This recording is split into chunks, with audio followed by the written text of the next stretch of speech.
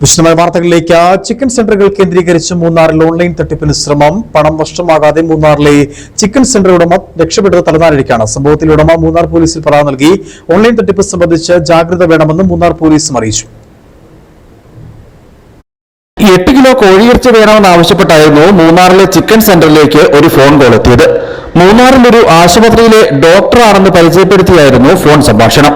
English, Hindi ഭാഷകൾ ഉപയോഗിച്ചായിരുന്നു ആശയവിനിമയം. 1260 രൂപയാകുമെന്ന് കടയുടമ കോഴിയിറച്ചി ആവശ്യപ്പെട്ടയാളെ അറിയിച്ചു. അല്പസമയത്തിന് ശേഷം വീണ്ടും കടയുടമയ്ക്ക് ഫോൺ കോൾ എത്തി. 21,160 രൂപ അറിയാതെ കടയുടമയുടെ അക്കൗണ്ടിലേക്ക് ഇട്ടെന്നും 20,000 രൂപ തിരികെ ഇടണമെന്നും ആവശ്യപ്പെട്ടായിരുന്നു ഫോൺ കോൾ. തെളിവായി മറു സൈഡിൽ നിന്നും പണം പോയതിന്റെ സ്ക്രീൻഷോട്ടും കടയുടമയ്ക്ക് അയച്ചു. എന്നാൽ കടയുടമ പരിശോധിച്ചതിൽ നിന്നും പണം എത്തിയിട്ടില്ലെന്ന് ബോധ്യമായി.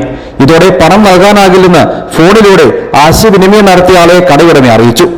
സ്ക്രീൻഷോട്ട് കണ്ട് പണം തിരികെ അയക്കാതെ പരിശോധിച്ച് പണം നൽകാനുള്ള കടയുടമയുടെ തീരുമാനം ഓൺലൈൻ തട്ടിപ്പിൽ നിന്നും രക്ഷപ്പെടാൻ സഹായകരമായി.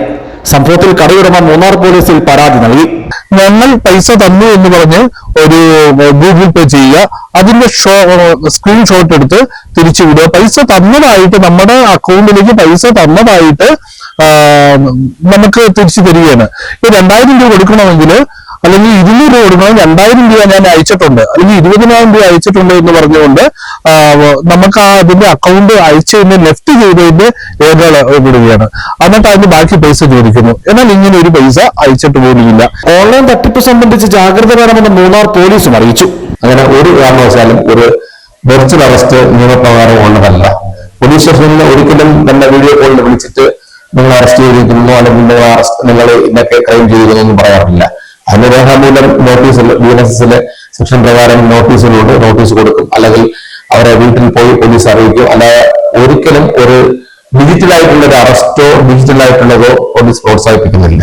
അപ്പോ ഇത് ജനങ്ങളും വ്യാപാരികളും വ്യവസായികളും മറ്റു നാട്ടുകാരും ഒക്കെ ജാഗ്രത പാലിക്കാവുന്നതാണ് മൂന്നാർ പോലീസിന്റെ ഭാഗത്ത് നിന്ന് മൂന്നാർ DSP നിലയ്ക്ക് എനിക്ക് പറയാനുള്ളത്. നാളുകൾക്ക് മുമ്പ് അടിമാലിയിൽ സമാന രീതിയിൽ ഒരു വ്യാപാരിയെ ഓൺലൈൻ തട്ടിപ്പുകാർ കബളിപ്പിക്കുകയും വ്യാപാരിക്ക് പണം നഷ്ടമാവുകയും ചെയ്തിരുന്നു. News bureau, Adimali.